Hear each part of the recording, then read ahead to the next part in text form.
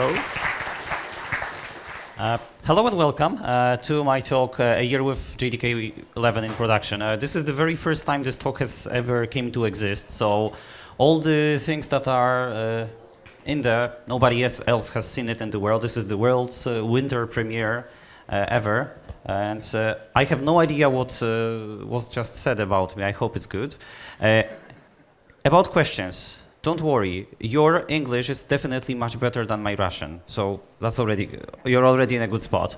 My name is Andrzej Grzesik, but as you can imagine, spelling that abroad is quite difficult, so I usually go by AX, because that's faster and easier and just reduces the number of errors. I have a Twitter. Should you feel like following or tweeting, go ahead. If you need the slides, feel free to drop me an email. I'll be very happy to share the slides with you, so that you don't need to take pictures of any slides. Of course, you're welcome to.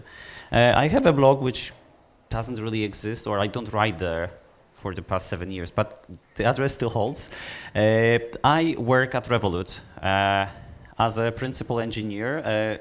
I think only principal engineer. It's a startup. So far, I'm having a lot of fun there, and we'll get about that in a second. Few things about me. Nikita probably has mentioned some of that. I'm very proud to be one of the Java champions. I was a speaker at Java 1 in time to become a Java 1 Rockstar, which is what they call their Best Speaker Award. I lead Polish Java user group. I run a conference called JUGNsk. I also was involved with a meetup called Software Craftsmanship Kraków, which, as the name implies, is reading computer science papers and discussing them, and nothing to do with software craftsmanship. And I also used to lead Kraków Hadoop user group. Geographically, I live in London. Now you can look at the map and everybody knows where London is.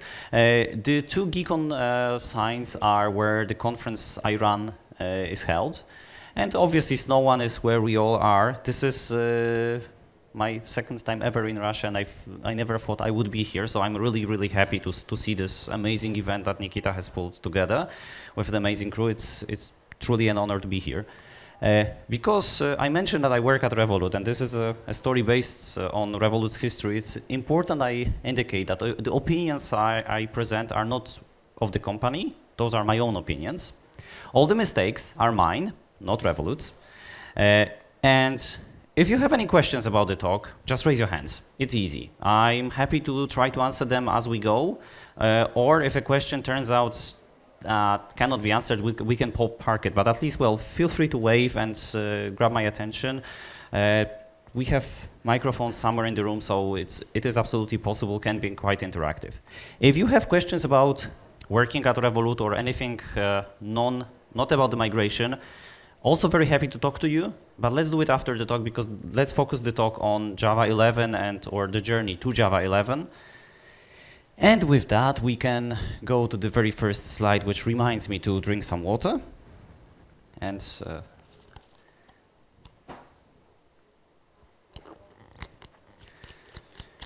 yeah. So recently, I saw a tweet about Java versions, one of many more that will happen for sure after. And it's only fair that we start in a similar way. So a show of hands, who here is on Java before 8? Anybody? Well, quite some people. I would say maybe 20. Who here is on Java 8? Most of you. So you will have the journey from 8 to the future ahead of you. Who here is on Java 9 or 10? I saw one hand. It's an interesting choice, but it's an option. You can do that. Feel free to do whatever is right for you. Who here is on Java 11 already? Solid 15 people, if my estimation skills don't fail me. Who here is further than Java 11? 3 people, congrats. You people win. This is what I found Google Translate to translate Java into. I hope it's correct. And this story is going to be about our upgrade of Java, which means there will be a context. The context is of Revolut, so you probably have heard of Revolut. It's a company that has been launched in 2015. The important fact to know, code base is quite young. The important thing to know is we have 10 million plus retail users, which means User growth is what you probably read about in early blogs about eBay, PayPal, and such like. We have exactly the same challenges, and we're lucky because we're doing it now after some knowledge already exists and excellent tools like Java exists. We didn't choose it to do it in PHP, which is a very sound choice. But we have a challenge of delivering feature and building features as quickly as possible so that, well, we can help as many people with the solutions we provide as possible. We have also 20 offices around the world and so on and so on, and there has recently been a round of investment bringing it total to 836, but that's not why we're here. We also use microservices. If you follow Twitter, you might have heard that some companies choose to have around 1,500 microservices. We don't even have half of that. We are more in the more boring space, but we want to make things efficient and move fast and don't break stuff. A typical deployment of an application in the context of Revolut is usually in one of the clouds. It probably uses CoreOS. It probably is a Java application, puts in Docker, running Spark Java, not the data manipulation Spark. This is a lightweight web framework called Spark Java, which is probably going to be migrated out because it doesn't seem too lively anymore. But it's simple. It's simple, it has no magic, it has no incantations, and this is what we internally very much value because we want our software to give us as little surprises as possible. This is important because when we are dealing with money, we want to know what's happening, and if something goes wrong in any place, we want to be able to tell why did that happen the way it happened. If there is a stack of 17 annotations, we find it particularly hard to debug, so we try to avoid that. I mentioned FluentD because it's one of the daemons that runs on the machine. Another thing that you could ask: do we share the deployment units between applications? No. There would be an instance group in GCP speak. Within the instance group, you would have instances. Any instance runs one application only. We don't share containers or VMs between applications. Obviously, we run more than one of everything. Why upgrade? That's that probably is the first question. Well, most of you here are probably related to software development. As you know, well, developers like to get the toys, with the shiny toys, as quickly as possible, especially if they come with new features. However, we are working in a financial domain. We like to move fast. One of our corporate mottos is get IT done with 2 letters in front, not being fully lit for some reason. But we cannot break. Unlike Facebook, which used to say move fast and break things, we cannot break. We cannot lose people's money because that's just a no-no. Also, as a financial organization, we have to work with many regulators and follow all the policies that all the markets that we operate in ask us to follow. There is a lot of bureaucracy that is there because processes have to be ensured, they have to be followed. Otherwise, we wouldn't be allowed to deal with people's money, which is sensible because it would be bad if we started losing or anybody started losing any money, which is not what you want. So that attitude means we want to move quickly, delivering features, building features, but we want to make it easy to reason about. We don't want surprises. It has to be explicit. Explicit for us is probably better than magical, which is somewhat an opinionated stance, but that's visible in the tech stack. And why upgrade to Java 11? Well, first, because Java 9 had a better logo. But in all seriousness, it would have to be done anyway. We would have to do it. That's obvious. We would have to move out of 8 because nothing's really holding us. Which means if we have to do it, if people want that, let's do it. The faster we do it, the more benefits for a longer period of time we get. If we have this attitude of moving fast and being able to produce new features, put features into production, changing the JDK, assuming we've done our work properly, should not be it's a thing that you work on and you get it done. That's it. As I said, we would have to upgrade anyway because the Java has this new release cycle. There is a change to the support model. But the primary driver for us as an organization that wants to put things out there quickly is we want to benefit from the new features and new fixes as quickly as they, maybe not as quickly, but reasonably quickly. Because the more we use of them, well, the better, the better it is for us. And also, there is this guy. Everybody meet JSON, you probably have met already in a different form. That's one more reason to leave Java 8 and to move towards Java 9 plus, because strings are no longer represented internally as char arrays, but they are byte arrays, which means you get to save memory. And as you know, memory is quite expensive, especially if you go to eBay or whatever the local equivalent of eBay is. You will see that because if you want to buy DDR4s with ECC, it tends up to be expensive and it doesn't want to drop in price for some reason. You probably heard that G1 can do the string deduplication. You probably know that this can only dedupe the underlying arrays and not string objects, which means if you really care deeply about memory, you probably have your own string cache implementation somewhere. But this works on the platform level. You don't have to do anything to your application to decrease the amount of memory a string containing only typical ASCII characters takes. It comes for free. This means that if you have to deal with JSON, well, you can admire my mad Photoshop skills, but it means your applications, if they do deal with JSON, they end up taking less memory. And you get that for free. If you're in the cloud, if you get to tweak machines according to your RAM usage, you know that there is a monetary value attached to how much RAM your application takes. If you were, for example, running with a 128 gig heap or somewhere there, if you can drop it by 10 gigs because of that, or 5 gigs, that's already 5 gigs that you can later dedicate to growth and you don't have to pay extra because you got the saving for free, which is quite awesome. And then coming back to our culture, we like in tech, we like to automate a lot of things. We like to automate our deployments. We like to automate how our application images are cooked, how they are baked. We also ask developers to take care of as many infrastructure tasks as possible. So it's all a hell of YAML files because that's what YAML files give you. But at least anybody, if they need to change some parameters to their application, well, anybody can do it. It's not that you have a specific team that sits probably in a different bunker just to be safe so that nobody bothers them. No. If you need something done, if you can get it done, if you're the right person to do the change, just do the change. This is how we try to operate. And this also means that people who are DevOps or Ops, depending on how you want to call them, work on specialized projects. So projects that only they can and only they should touch.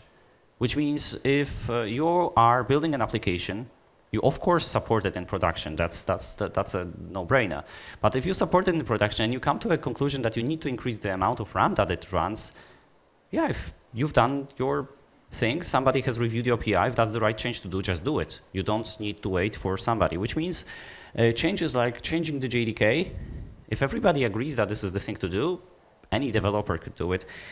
And we did exactly that.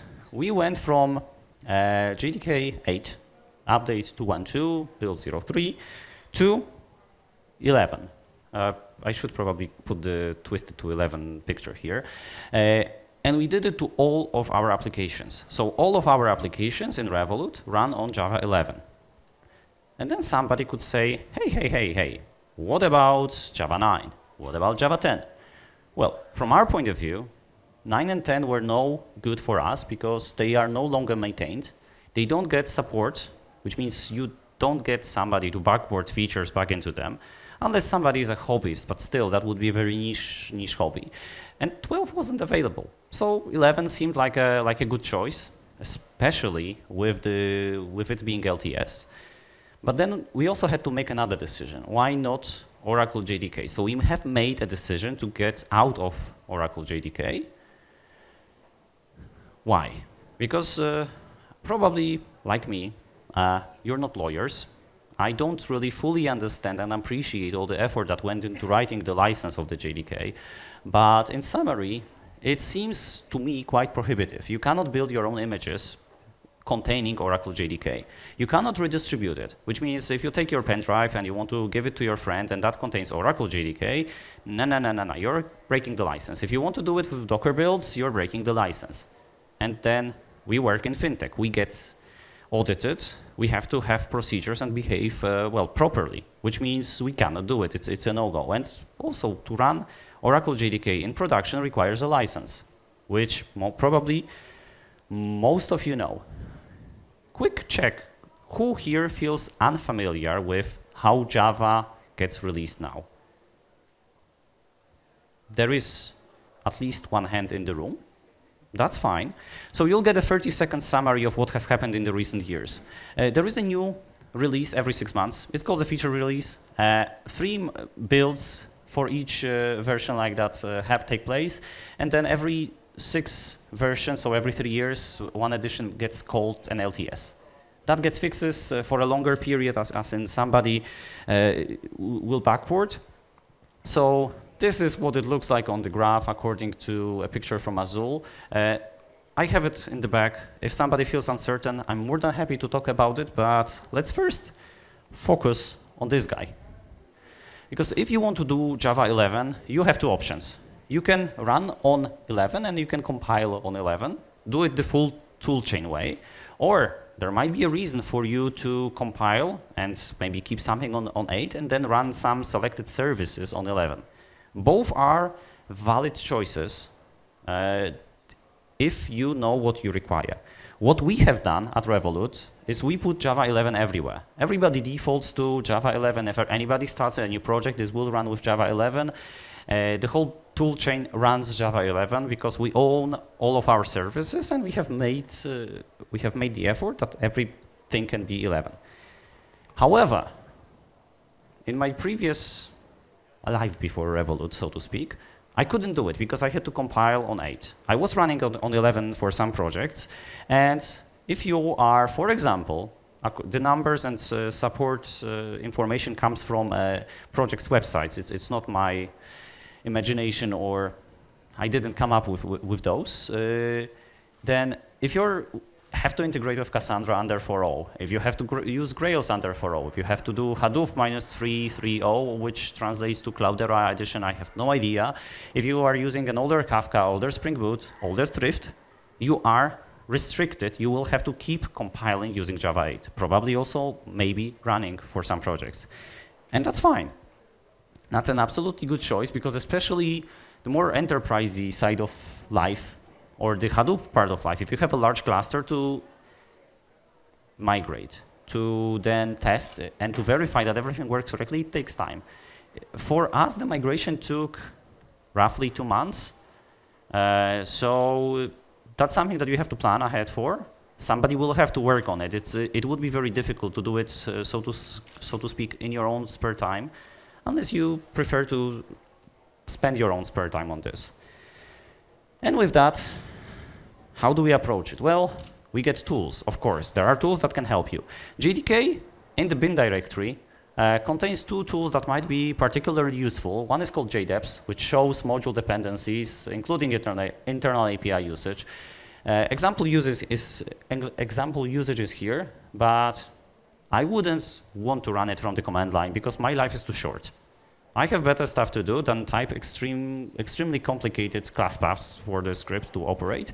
So there are Gradle and Maven plugins available, and you can do this. You can also do a scan for usage of deprecated APIs. If, for example, you need to make a report to maybe start convincing your boss in your more formalized institution that this should maybe be a Jira ticket that you need to prioritize, and then this is the amount of APIs, so maybe you can have even a metric that calculates what's happening. You can do that, and again, for this tool as well, you get Gradle plugin and a Maven plugin, but also Java-C. The good old Java-C will tell you a lot of that stuff because that's also included. We went just with Java compiler and we didn't use JDEPs or JDEPer scan. And so I say we use Java-C. If you want to use Java C to compile with Java 11, you probably know this already. You will require Maven compiler plugin in version 3.8.0. You set it the source to whatever you want. You set target to whatever you want. You can ask it to lint, and you move on. But you probably will have to do some more upgrades. And there is this thing called Maven versions display plugin updates. That Maven version plugin can tell you what plugins within a build can be upgraded, which plugins have updates available. You don't have to check on GitHub. You don't have to check anywhere. You can ask Maven to do it for you. It will take some time because Maven, as always, has to download half of the internet twice, just to be sure. But this will produce a report. It's going to be much longer. That's why I omitted a lot of that, but that will tell you if you require Maven 2.202, you will, for example, be able to update Maven site plugin to version 2.0 beta 7, which makes no sense because why would I upgrade 3.6 to 2.0 beta 7? But this is Maven, Maven knows better. Some of the comments there should be better because also this list would be much longer. Because this finishes in the screen on require Maven 2.0.5. As you know, Maven is currently around, what, 3.6, 7, 8? Somewhere there. I don't know exactly because SDK man manages that for me. And the logical follow-up, is there something like that for dependencies? Of course there is. You don't have to check manually. You can display dependency updates. You can also ask this plugin to upgrade your dependencies. But I would recommend you actually give it a try, run your tests, because I hope you do have tests after you do that, because unexpected things might happen. Like, you know, with software comes great responsibility and a lot of sleepless nights. Gradle. So Gradle, this is something that we use at Revolut. We don't use Maven. Gradle, if you're on Gradle 5 or Gradle 6, you're good to go with, or you should be good to go with Java 11 or later. With a caveat, we'll come to the caveat later. If you're on Gradle 4 or earlier, you will have to upgrade. There is, I know of no way to make Gradle 4 run with Java 11. Maybe it's possible to hack it around, but it's probably just simpler to go to Gradle 5 or 6. But if you want to do this migration path, go to V4, to V5, and then from 5 go to 6. Trying to do 4 to 6 immediately is going to be a very exciting ride and a lot of stack traces to read. And some dependencies, some popular dependencies that we use. Mockito, they do formally support JDK11 since version 2.20.1. If you look on GitHub, you will see a number of patches that they have done because they turned out to later be required for JDK11 compatibility. Another favorite of ours, Juk, or Joku, I don't know how to say it correctly even, but this awesome tool for interacting with databases supports JDK11 fully according to their website since version 3.12.0. We are using 3.11 something, probably 3.11.11 if memory serves at the moment, and we're running on JDK11 and we're fine. So this gets funny. Why do I mention this? Because if you are going to try to follow what the framework authors say, you still need to test. It might be that you don't need to upgrade something. Of course, it's probably good practice to try to upgrade because you get all the fixes and everything.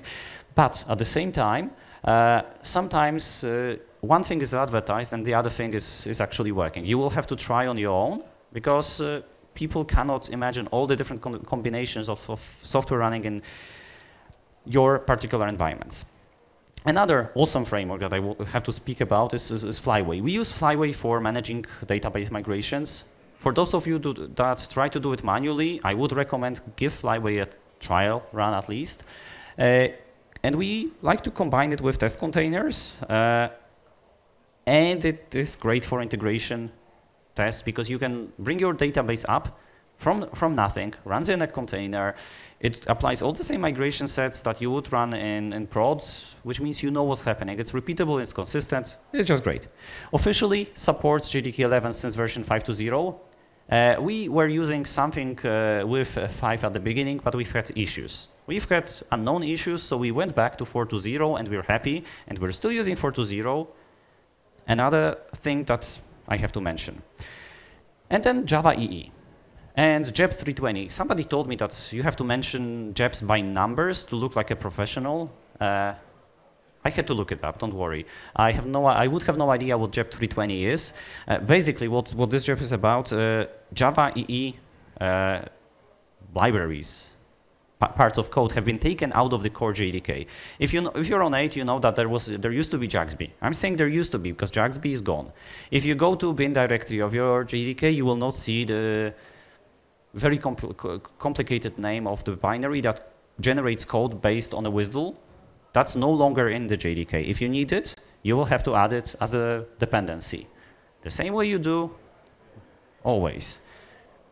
That's pretty simple. That also means that those libraries can evolve independently and they will not clash with your class path.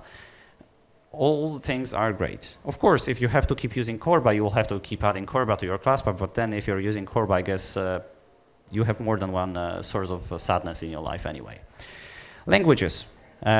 What languages do we run? Primarily, most of our software is running Java. Some Groovy exists in Spock tests. We have upgraded Groovy to 2.4.16. This works. I won't spend too much time on it because it just worked. Kotlin. Kotlin supports JDK9 and later since 1.3.30. Again, won't spend too much time because again, it works. We're using Scala 2.12.7. We just switched the underlying JDK and you guessed it, it works. But there is a caveat. None of those, or I am not aware of any of those languages natively supporting and integrating with Java modules. This is something that people still are working on. It's not a problem for us, but it's there. If you're hoping that, for example, Scala and an SBT modular build will automatically somehow hook up with what Java does with its module system, sadly, not yet the case. It's being worked on, but also, because we are a huge Postgres house, so Postgres is our default data store, we test with it. You already know it because I mentioned that in the Flyway story. We used to use this, PostgreSQL embedded from Yandex tools. It was awesome. However, you can see that somebody had to update it to Java 9 Plus in September last year. And but in April of that same year mentioned that it's not actively maintained anymore. We actually figured it out on our own by switching to test containers. And if you're curious about test containers, this is the person to talk to. And he's in one of the rooms happening at his talk is at this very moment. So sadly, I cannot see it. But if you're using test containers, give him a high five, share your experiences. I know he will be more than happy to hear your story. Dependencies. How do we approach migrating a live app? By looking at dependencies. So if you have 3 modules, A depends on B, depends on C, or in case of what we do in Revolut, we have any application that depends on Alpha, which is our internal event sourcing framework, which depends on the Commons, which is a Commons library like we all love. At first, we try to compile using 11. That will give us some problems, that will give us some things to fix. Then we will test it using 11. And then we will run it using 11. So we approach the problem like an onion from the outside. Hopefully with less crying, but approach it from the outside. Don't start by trying to move your most internal library to the latest Java version. This would be brave or crazy, whichever definition you want. And then after you know that the outside layer works with 11, move on to the more internal ones. Anybody using Bouncy Castle here? Probably, yes. Hands are coming up, you're not sleeping, that was a quick check. In JDK 8 and earlier, it used to be quite common to install Bouncy Castle into JRE lib ext. Because you wanted this as a default provider. That option no longer exists. It's only fair I mentioned that because we had to do this. We took it out of JRE lib ext. We now add it on the class path like anybody else. VM options, you'll have to migrate. You've heard about unified logging because developers in Novosibirsk are amazing and they have a super active JAG, so you already have had presentations about this. This means that what you basically have to do in short is change the options that you apply to GC to GC logging, to something like there at the bottom. Which is fine, but there are also all the -XX magic flags and you have to migrate them as well. So there is a tool, actually. Somebody built a tool that is a command line inspector. You give it your JDK option, you give it your operating system, you indicate the architecture, and then it tells you which is acceptable, which one of that is acceptable, which one of that is not. If we switch to 11, you'll see that some flags might be marked as red. Obviously, this is an example screen, so you don't need to worry about this being blurry. I wanted you to know about the tool. Now you do. Also, if you see some options and are uncertain about what it does, there is another awesome thing by Chris Who Codes, which is a website that lists all of the VM options for a particular JDK with describing whether it's available on which operating system, which CPU architecture, what does it do, what are the defaults, is it related to something, what's the range that the option can take. Very useful thing if you need to migrate the operational side of things. As I mentioned, for us, that would be on the developer. So for us, it's not a DevOps who would change the XMX. No, it's a developer owns the application. They are to make it work correctly and the best way possible, whatever is reasonable.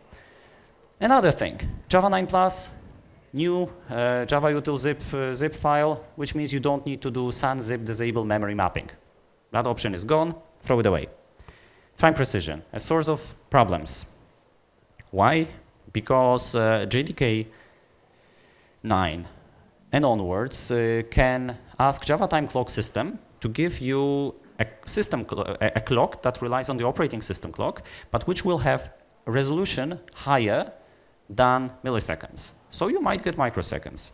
This has been mentioned, for example, on Yoda Stevens, so the person who wrote Yoda time or was the main author of Yoda time and then Java time as well. Depending on available clock of the operating system, which means if you are running on a system that doesn't have something available, you will not get it, which means this feature becomes behaving differently depending on where you run it and how you run it, which also means that if your tests or your code is very picky and peculiar about how it handles time, you will need to look about it. And I think this is a good moment for me to drink some water and you make another note. Anytime I talk about time, I also like to refer people to Shipylev's amazing article, Nano-Trusting the Nanotime. It's really good. If you've never read it, I recommend it as a midday lecture because you should not fall asleep during this.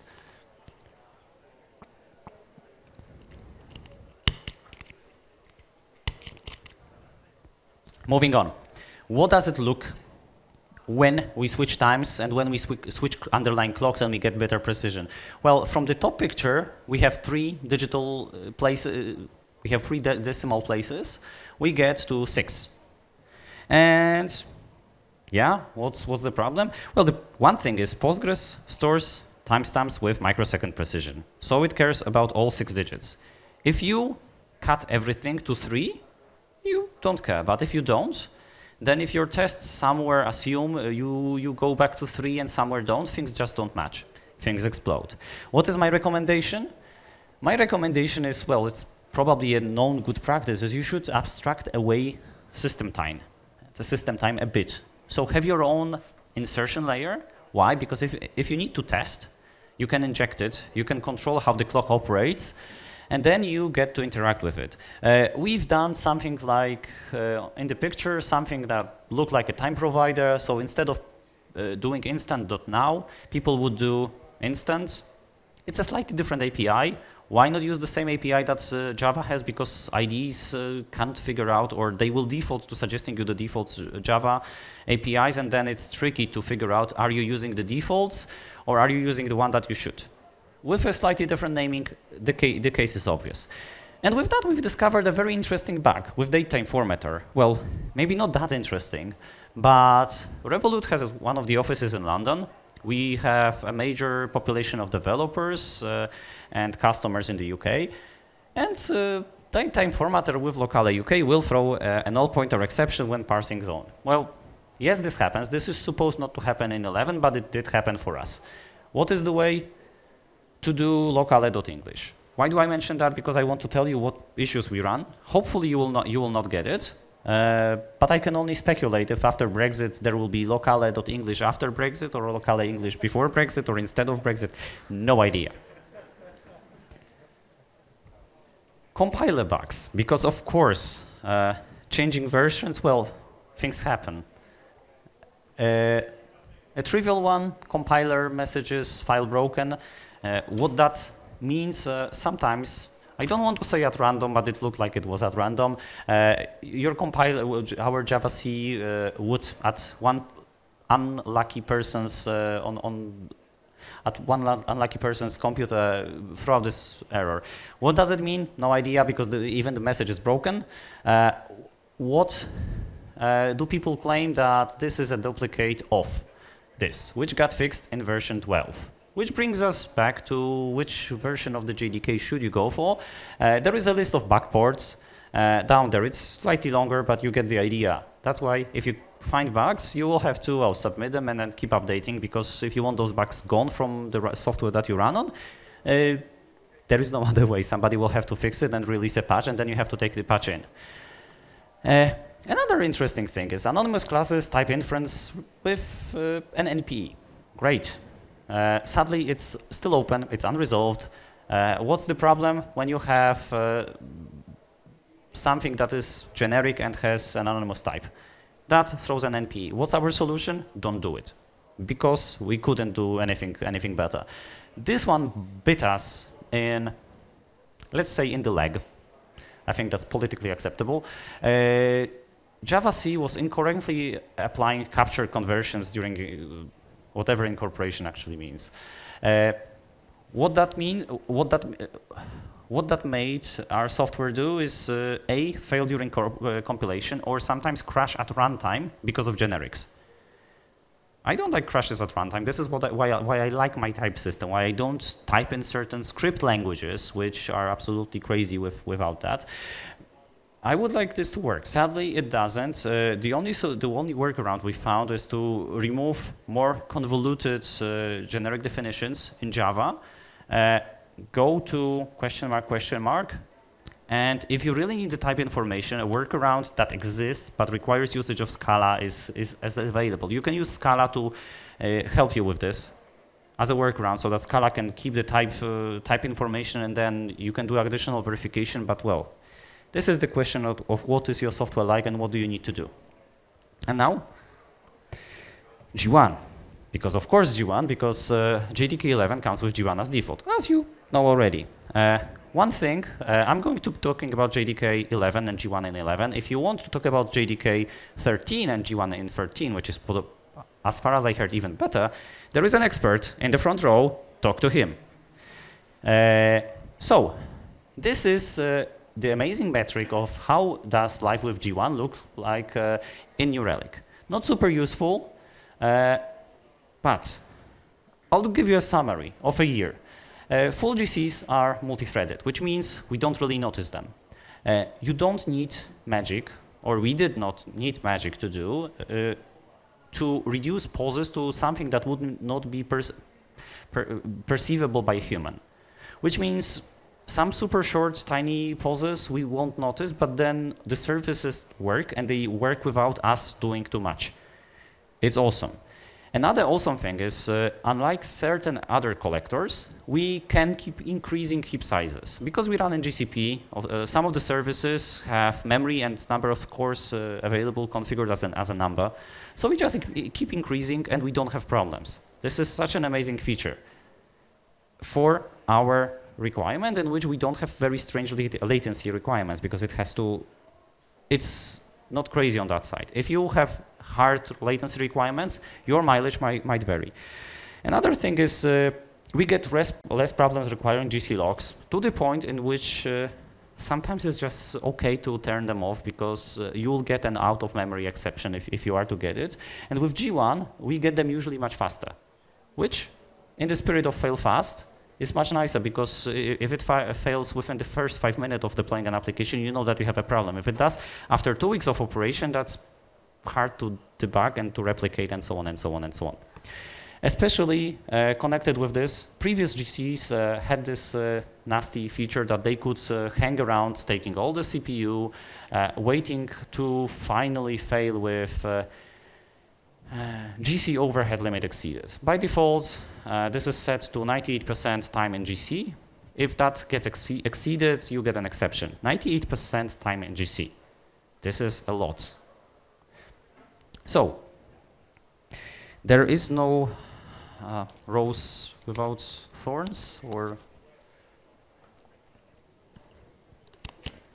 after moving to JDK11, we noticed that some containers started dying. Out of the blue, well, they were evaporated because they were too hungry on memory. What could I do here? I could, of course, trust the demo gods that they would be gentle with me, and we could try to use Oracle Cloud so that we get the most blessed environment there can be for Java. Use Oracle Linux, use Oracle's own JDK for demo and testing purposes, so I still don't need a license. Gist is, JDK11 with G1 will be, at first, much more aggressive with memory. It will also, in our experience at least, use more memory, slightly, but still, than an equivalent configuration of JDK8. Why this is important? Because if you have a container which has a fixed size and you tune XMX accordingly, and you're very precise in that, you might start observing failures. For us, we just had to decrease XMX and we had to decrease XMAS and XMX, and it all worked fine. And I said already, we get faster out of memory exceptions anyway, so we will know that something is off if the amount of memory is not enough for the process. This will happen faster. But RSS, so reserved memory size of a Java 11 process, for us at least, is higher than that of Java 8. This has been a source of many surprises, but well, this is life as it is to us. Another thing, I noticed some opinions on Twitter, and not only on Twitter, that var, the var keyword is only popular during demos when everybody has to say var equals new var. It turns out not really. Over a period of a year, the value in the top corner is 40,000, but that doesn't really matter. You can see that there is an adoption curve. People start using var more and more. This is the number of occurrences plotted against time. People started to use it. And people like using that because it's less characters than they would have otherwise. At first, cautious, then more popular. You will see a dip here because we migrated a module out of the repository, but this is the only reason why this exists. And also, another thing,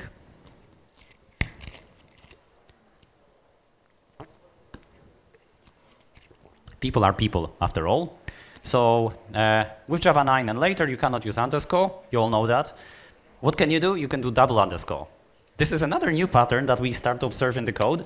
If you're writing Scala and you're used to writing Scala, this actually makes sense because sometimes you just don't care. And yeah. Also, another bonus is we get to use Java Flight Recorder and Mission Control, which is free and open source and does not require a license from Oracle to use in production and development and testing and anywhere. And we can do that. And if you're on 11, if you download this from any of the distributions that exist, you can do it too. So the question is, what should we do next? Well, one option is Java 13. A lot of improvements in G1 space, as it has been advertised to me yesterday over beer, but it's not supported anymore, which means nobody will do backports. So maybe 14. For us, 14 is not really an option. Why? Because Java 14 has amazing features, but does not work with Gradle. Why doesn't it work with Gradle? Because there is something wrong in Groovy, and then we have to wait. We could, of course, try to migrate out of Gradle, but we like what we have in Gradle. It's simple enough and it works. So we'll wait for this to happen. Another thing that we really want to give a try is GraalVM. Because things in containers, one application per container, native image, faster startup, sounds like a no-brainer. So we probably will do it. I don't have an exact timeline for this because this is an open question. We will have to experiment and see what is available to us, especially in the context of monitoring and tooling. And I forgot to mention one important thing, of course. Why Java 14? Why am I so much looking into that? Because it has event streaming. So right now, if you want to use Java Flight Recorder, you have to make a recording, and only after the fact you get to analyze it. With this, Java 14 will have feature streaming, event streaming. This feature, it is my expectation, will be backported to other JDKs because it's so amazing. And you will be able to live monitor production environments with Flight Recorder. And I already said that Flight Recorder and Mission Control are free, so it's going to be a great combination. Just wait and migrate. I didn't want to make it rhyme, but that's probably going to be the case. We will be looking at it. If 14 is probably not where we will go to, we might give it a try, but we'll see. Well, we've discussed. So how should you go about it? That really depends on your particular use case. I don't know your environments well enough to tell you what to do. Of course, if you want to hire me as an expensive consultant, I can easily tell you do this and that, and this for sure will be right. And if you don't follow my instructions to the letter, this is why it didn't work. That's easy. In all, being realistic, if you want to start somewhere, try to compile your software with 11. Try to see what happens when you run it with 11. It should be easy, especially if you get to run your application within an IDE. You don't need a super complex infrastructure. Maybe you can have a drop in the ocean and start running something with Java 11. We all will have to do it sooner or later. It depends on the employer. But so far, my mileage has been very good. I'm very happy that we have migrated. Also, another thing is, if you move to 11, you will get all the people who are excited to work with recent, modern technologies because they will want to work with you. And now, that should be spasibo. That should be thank you for your attention. Moral. I want you to upgrade Java, obviously. Questions. We will have time for questions. If you want slides, you should email me. That's very easy. I already see some questions happening in the room. Good. Question number one, the performance. Obviously, somebody is always curious, how is the performance of Java? For us, we don't have an environment in which we could reliably give you an answer. Why? Because our user base, our usage keeps growing. We don't have any problems.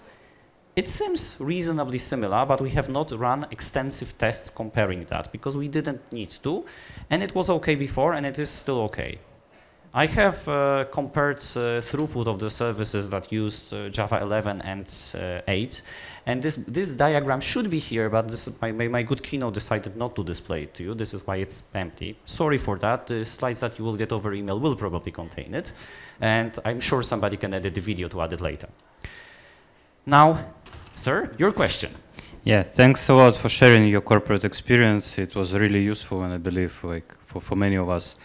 One question which, about something which remained unclear to me, why do you have a bit different approach to like Java and still different libraries which you stuck with some previous versions? So all your session was about your bold decision to move to the latest Java, because why not? Still you mentioned like JOQ where you stay on the previous version for some reason, whereas to me it looks like it could be same arguments. Why not migrate to the latest one? This might have to do with changing too many things at the same time. We most probably have migrated some libraries later. However, immediately this was the picture as it was. Why? Because if you would start, if you can have less moving parts than figuring bugs, especially in the context of this nasty generic thing which exploded to us during runtime, we wanted to have less moving parts because it made no sense when you looked at it. This is that's the answer.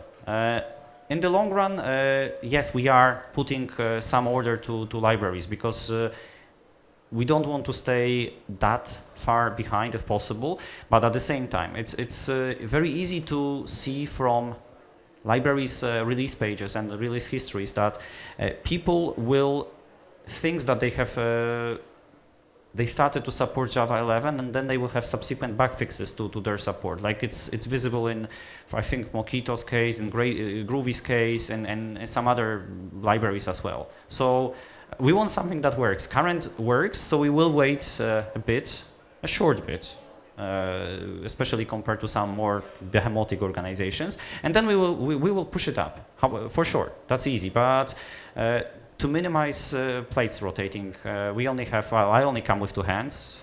Maybe if I lived elsewhere, I would have more hands and I could do more at the same time. But at the moment, just limit the scope. Somebody else? Anybody? No? Okay. Java release.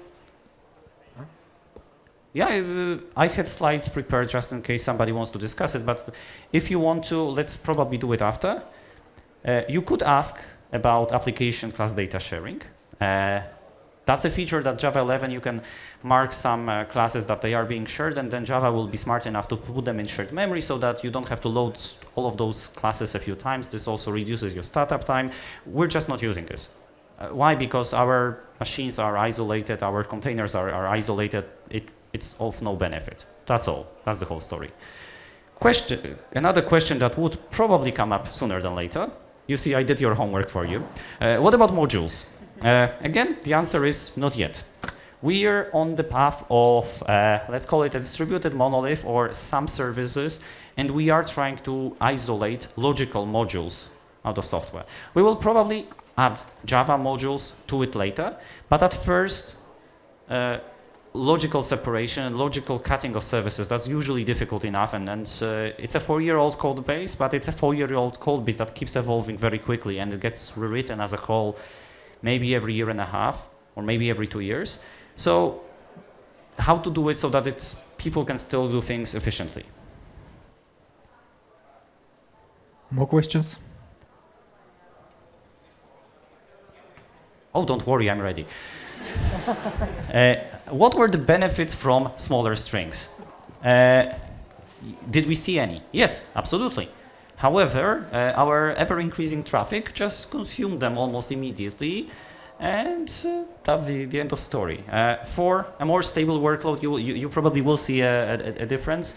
For our particular use case, this was taken over. As I said, we keep growing quickly.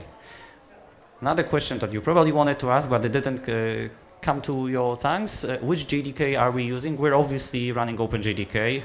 I can say we have adopted OpenJDK. That's a hint enough. And with that, I am getting to my last slide. Obviously, because Revolut is hiring. If you feel like moving to a different city and starting a new career somewhere, yeah, you know what to do.